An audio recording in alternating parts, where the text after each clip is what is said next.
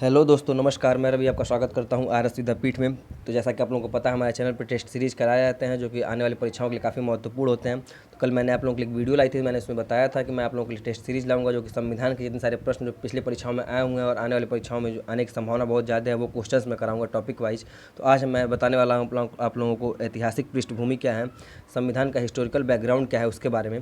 तो पहला क्वेश्चन जो है हम लोग का काफ़ी इंटरेस्टिंग है कि भीमराव अंबेडकर और महात्मा गांधी के मध्य सन 1932 में हस्ताक्षरित पूना समझौता में प्रावधान था। यानी कि 1932 में, ये काफ़ी इंपॉर्टेंट क्वेश्चन है कि 1932 में क्या हुआ था दोस्तों कि भीमराव अंबेडकर और महात्मा गांधी के बीच में एक पूना समझौता हुआ था। पूना में, जो है पूना पैक्ट कहते हैं, जो कि पूना में हुआ था, इसलिए इसका नाम पूना समझौता हो गया। तो पूना में समझौता में क्या प्रावधान था, ये आपको पता होना चाहिए।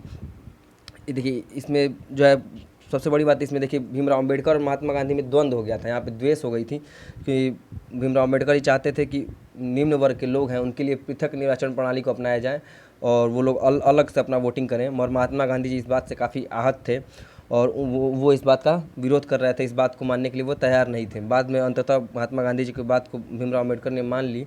तो इसका आंसर क्या हो जाएगा? डी ऑप्शन इसका करेक्ट है कि इसका निम्न वर्गों के लिए आरक्षण सहित संयुक्त निर्वाचन क्षेत्र की बात कही गई थी इसमें।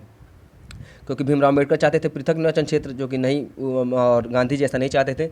इसलिए बाद में भीमराव अम्बेडकर जो गांधी जी के सामने बात माननी पड़ी थी। तो इसका आंसर क्या हो जाएगा? निम्न वर्ग के लिए आरक्षण सहित संयुक्त निर्वाचन क्षेत्र को अपनाया गया था। इसमें ये प्रावधान किया गया था। नेक्स्ट है, इसमें ये मिलान करना है आपको। काफ़ी इंपॉर्टेंट क्वेश्चन है ये डायरेक्ट पूछा जाता है कि किस सन में हुआ था। सूरत विभाजन जो है 1907 में हुआ था, जिसमें जो है कांग्रेस जो है दो पार्ट में बट गया था, नरम दल और गरम दल। आप लोगों ने नाम सुना होगा लाल बाल पाल, जो कि बाल गंगाधर तिलक थे और लाल बाल पाल करके थे। तो वो जो लाल बाल पाल थे वो गरम दल के थे, और जो कांग्रेस के जो बुजुर्ग लोग थे जैसे गोपाल कृष्ण गोखले हो गए, ये जो लोग थे ये नरम दल के माने जाते थे। तो इन दो लोगों में गुट में बट चुका था। तो सूरत विभाजन 1907 में हुआ था। और सांप्रदायिक अधिनिर्णय जो है 1932 में हुआ था। यानी कि बी का जो है 1932 यानी कि 3 हो जाएगा इसका आंसर हो जाए। और सूरत विभाजन 1907 में हुआ था, यानी कि ए का 4 हो जाएगा, तो ए इसका करेक्ट हो जाएगा। और सर्वदलीय सम्मेलन है कि सभी दलों का जो है एक साथ सम्मेलन हुआ था। तो ये सर्वदलीय सम्मेलन जो है 1928 में हुआ था, यानी कि सी का जो है 2 हो जाएगा।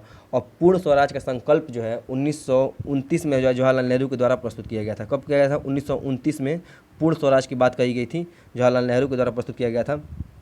तो इसका आंसर ए बिल्कुल करेक्ट हो जाएगा। ठीक है फ्रेंड्स, नेक्स्ट है कि निम्नलिखित में से किस अधिनियम द्वारा भारत के गवर्नर जनरल को अध्यादेश जारी करने की शक्ति प्रदान की गई? काफ़ी इंपॉर्टेंट क्वेश्चन है, ध्यान को सुनिएगा कि किस अधिनियम के द्वारा जो भारत के गवर्नर जनरल को अध्यादेश जारी करने की शक्ति प्रदान की गई थी। तो भारत परिषद अधिनियम आया था एक 1861 में, जो है भारत परिषद अधिनियम आया था, जो कि जिससे जो है भारत के गवर्नर जनरल को जो है अध्यादेश जारी करने की शक्ति प्रदान की गई थी। यानी कि जो है वो खुद जो है वो अध्यादेश जारी कर सकता था। यानी कि इसके द्वारा कानून बनाने की प्रक्रिया में भारतीय प्रतिनिधियों को शामिल करने की शुरुआत हुई थी। इसमें क्या हुआ था कि इसके द्वारा क्या क्या हुआ था 1861 के कानून में, कि इसके द्वारा कानून बनाने की प्रक्रिया में भारतीय प्रतिनिधियों को शामिल करने की शुरुआत हुई थी। और क्या हुआ था कि ये जो अध्यादेश है 6 महीने के लिए, इसकी अवधि क्या थी? अवधि अध्यादेश की तो 6 महीने तक इसकी वैलिडिटी थी। कितने दिन की थी? 6 माह तक इस अध्यादेश की अवधि मानी गई थी। ठीक है फ्रेंड्स, नेक्स्ट क्वेश्चन है कि इसमें मिलान करना है कि अगस्त घोषणा किस वायसराय किससे संबंधित है, और अगस्त प्रस्ताव, अगस्त संकल्प, अगस्त प्रत्यक्ष कार्रवाई दिवस। तो प्रत्यक्ष कार्रवाई दिवस जो है मोहम्मद अली जिन्ना से संबंधित है, यानी कि तीसरा हो जाएगा डी का 3, यानी कि ए से मिल जाएगा, डी का 3 हो जाए।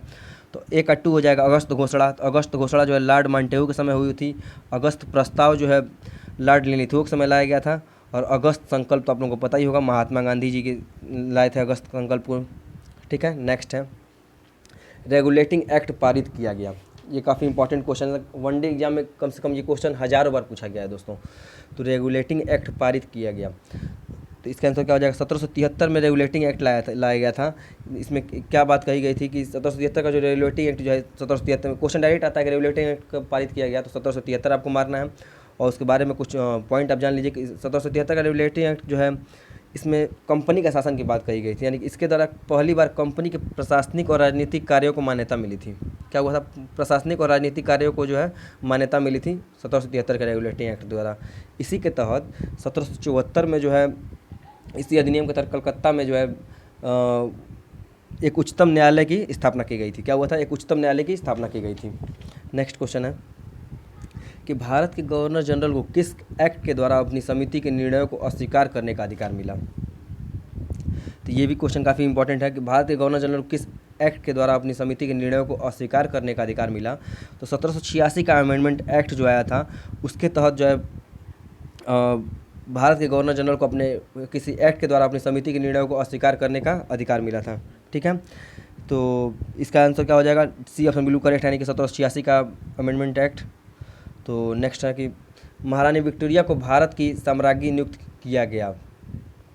सम्राज्ञी मतलब होता है कि सम्राट का जो है स्त्रीलिंग सम्राज्ञी होता है। तो 1876 में, ये बहुत ही इंपॉर्टेंट क्वेश्चन है कि 1876 में जो है महारानी विक्टोरिया को भारत की सम्राज्ञी नियुक्त किया गया था। ठीक है, नेक्स्ट क्वेश्चन है कि मिंटो मार्ले सुधार का उद्देश्य क्या था? ये काफ़ी इंटरेस्टिंग क्वेश्चन है और काफ़ी इंपॉर्टेंट क्वेश्चन है एग्जाम के लिए। तो मिंटो मार्लो, जिसे मार्ले मिंटो एक्ट भी कहा जाता है या फिर मिंटो मार्लो सुधार भी आप कह सकते हैं। मिंटो मार्लो सुधार का उद्देश्य क्या था? तो इसका उद्देश्य था पृथक निर्वाचन प्रणाली। पृथक निर्वाचन प्रणाली को लाने की बात कही गई थी मिंटो मार्ले सुधार में। यानी कि इसमें क्या कहा गया था कि पृथक का मतलब कि हिंदू का अलग चुनाव होगा, वोटिंग होगी, और मुस्लिम का जो है अलग वोटिंग होगी। यहाँ पे जो है धर्म की राजनीति की जा रही थी, यहाँ पे मार्ले मिंटो एक्ट को लाया गया था यहाँ पे। ठीक है, नेक्स्ट है कब लाया गया था? ये भी आपको पता होना चाहिए। तो 1909 में जो है लाया गया था। कब लाया गया था? 1909 में जो है मार्ले मिंटो एक्ट लाया गया था। नेक्स्ट क्वेश्चन है, देखिए यहाँ पे मिलान करना है कि कौन सा सही है।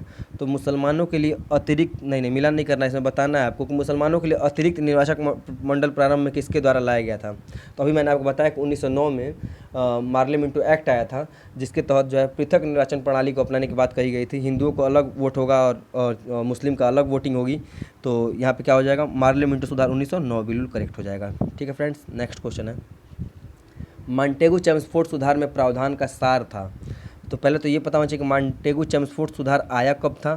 तो ये आया था मार्ले मिंटो के 10 साल बाद। तो मार्ले मिंटो 1909 में आया था, ये कब आएगा? 1919 में आया था। ये क्वेश्चन डायरेक्ट ऐसे पूछा जाता है। और नेक्स्ट है कि इसका सुधार का इसमें प्रावधान क्या था। तो इसमें प्रावधान जब प्रांतों में जो है दोहरी शासन की बात कही गई थी। क्या इसका आंसर हो जाएगा? बी करेक्ट हो जाएगा। प्रांतों में जो है दोहरे शासन की बात कही गई थी, यानी कि बी बिल्कुल करेक्ट हो जाएगा। नेक्स्ट है कि 1946 का कैबिनेट मिशन 3 मंत्रियों में गठित था। निम्नलिखित में से कौन इसका सदस्य नहीं था? लॉर्ड पैथिक लॉरेंस तो इसके अध्यक्ष थे, तो ये तो होंगे ही होंगे। और एवी अलेक्जेंडर भी इसमें थे और स्टीफर्ड क्रिप्स भी थे। तो पैथिक लॉरेंस इसके अध्यक्ष थे। लॉर्ड एमरी इसमें नहीं थे। तो 3 लोग कौन कौन थे? लॉर्ड पैथिक लॉरेंस थे, एवी अलेक्जेंडर थे, सर स्टीफर्ड क्रिप्स थे। यानी कि ये 3 लोग थे। और अध्यक्ष पूछेगा तो अध्यक्ष कौन था? तो लॉर्ड पैथिक लॉरेंस थे। नेक्स्ट क्वेश्चन है कि कैबिनेट मिशन योजना के विषय में कौन सा सही नहीं है? ध्यान से सुनिएगा, काफ़ी इंपॉर्टेंट क्वेश्चन है कि कैबिनेट मिशन योजना के विषय में कौन सा सही नहीं है। तो ऑप्शन है कि प्रांतीय समूहीकरण, ये तो था ही उसमें।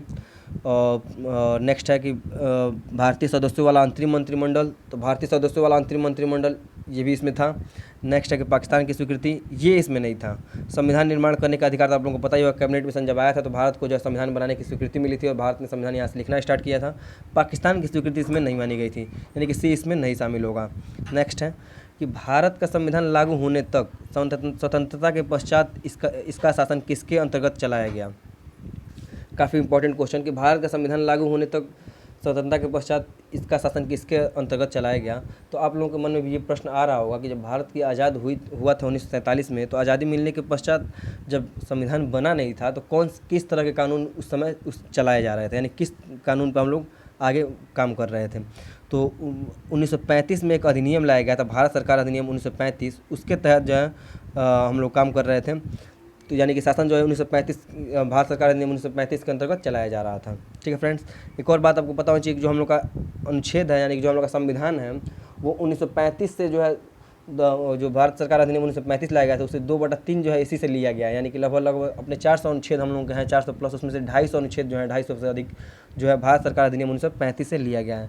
इसीलिए कुछ इतिहासकारों का मानना है कि भारत जो है कॉपीराइट किया हुआ है 1935 के अधिनियम से। काफ़ी लोग कहते हैं कि कॉपीराइट है, उसका आलोचना करते हैं ऐसा कह के। नेक्स्ट है कि भारतीयों को वर्ष 1947 में सार्वभौम सत्ता सौंपने की योजना निम्नलिखित में किस नाम से जानी गई? तो भारतीय को वर्ष 1947 में सार्वभौम सत्ता सौंपने की योजना किस नाम से जानी गई, तो माउंटबेटन योजना के नाम से जानी गई थी। यानी कि सत्ता का स्थानांतरण हुआ था कि जब अंग्रेज़ों का प्रभुत्व यहाँ से समाप्त हुआ था और भारत के हाथों में जो है सत्ता को सौंप दिया गया था, उसको माउंटबेटन योजना के नाम से जाना गया था। 3 जून को आया था माउंटबेटन योजना, ये आपको पता होना चाहिए। नेक्स्ट है कि कौन सा सम्मिलित नहीं है, तो मार्ले मिंटो सुधार सांप्रदायिक प्रतिनिधित्व, मैंने आपको बताया था कि मार्ले मिंटो सुधार में जो है पृथक निर्वाचन प्रणाली को अपनाने की बात कही गई थी। यानी कि हिंदू मुस्लिम का अलग अलग वोटिंग की बात कही गई थी, तो यहाँ पर सांप्रदायिक प्रतिनिधित्व ये सही हो जाएगा। भारत सरकार अधिनियम 1935, ये भी सही है क्योंकि इसमें स्वशासन की बात कही गई थी। 1935 में केंद्रीय स्वशासन की बात कही गई थी। नेक्स्ट है कैबिनेट मिशन, संविधान सभा का गठन हुआ था कैबिनेट मिशन के पश्चात, ये भी पता होगा आप लोगों को। मैंने आपको पीछे बताया कि कैबिनेट मिशन जब भारत आया था तो क्या हुआ था कि इसमें संविधान निर्माण करने की बात कही गई थी, यानी कि संविधान सभा का गठन हुआ था उस समय। साइमन कमीशन भारत विभाजन, ये गलत हो जाएगा। साइमन कमीशन जो है 1928 भारत आया था और भारत विभाजन जो 1943 में हुआ था, इसका यहाँ पे कोई लेना देना नहीं है। ठीक है फ्रेंड्स। नेक्स्ट है कि निम्न में से किस अधिनियम ने केंद्र में द्वैध शासन प्रणाली को स्थापित किया। 1935 का करेक्ट आंसर हो जाएगा। मैंने आपको बताया था अभी पिछले क्वेश्चन में कि 1935 में जो है केंद्रीय स्वशासन यानी कि केंद्रीय द्वैध शासन प्रणाली को स्थापित किया गया था 1935 में, तो ए इसका बिल्कुल करेक्ट आंसर हो जाएगा। नेक्स्ट क्वेश्चन है कि भारत में सचिव का पद किसके द्वारा निर्मित किया गया था। ये काफ़ी इंपॉर्टेंट क्वेश्चन है, काफ़ी एग्जाम में क्वेश्चन आया हुआ है ऐसे डायरेक्ट कि भारत में जो है सचिव का पद जो है, ये पोजीशन जो है, इसका जो है कब इसका गठन हुआ था, यानी कि कब इसकी निर्मित किया गया था, यानी कि तो इसका आंसर क्या हो जाएगा, भारत सरकार अधिनियम 1858, इसका बिल्कुल करेक्ट आंसर हो जाएगा, यानी कि बी बिल्कुल करेक्ट है। भारत सरकार अधिनियम 1858, इसमें सचिव का पद जो है निर्मित किया गया था। इसके पहले भारत में जो है सचिव का पद नहीं था। नेक्स्ट क्वेश्चन है भारत शासन अधिनियम, ये आज का लास्ट क्वेश्चन है, काफ़ी इंटरेस्टिंग क्वेश्चन है कि ये क्वेश्चन आया हुआ है। तो भारत शासन अधिनियम 1935 द्वारा स्थापित संघ में अवशिष्ट शक्तियाँ किसे दी गई थी। तो ये आपको पता होना चाहिए कि भारत शासन अधिनियम 1935 द्वारा स्थापित संघ में अवशिष्ट शक्तियाँ थी, जो बची हुई शक्तियाँ थी वो किसे दी गई थी, तो वो जो है गवर्नर जनरल को दी गई थी, यानी कि बी ऑप्शन बिल्कुल करेक्ट है। जो बची हुई शक्तियाँ थी गवर्नर जनरल को दे दी गई थी। तो वीडियो आज समाप्त होता है फ्रेंड्स, तो मिलेंगे अब कल की वीडियोज़ में। और वीडियो आपको पसंद आई हो तो इसे लाइक करें और ज़्यादा से ज़्यादा अपने दोस्तों के साथ शेयर करें। जो लोग चैनल पर नए हैं प्लीज़ चैनल को सब्सक्राइब कर लीजिएगा, और आप लोग चाहते हैं कि आपके पास नोटिफिकेशन पहले पहुंचे तो आप बेल आइकन को भी प्रेस कर दीजिएगा। ठीक है फ्रेंड्स, तो मिलते हैं कल की वीडियोज़ में। Good night.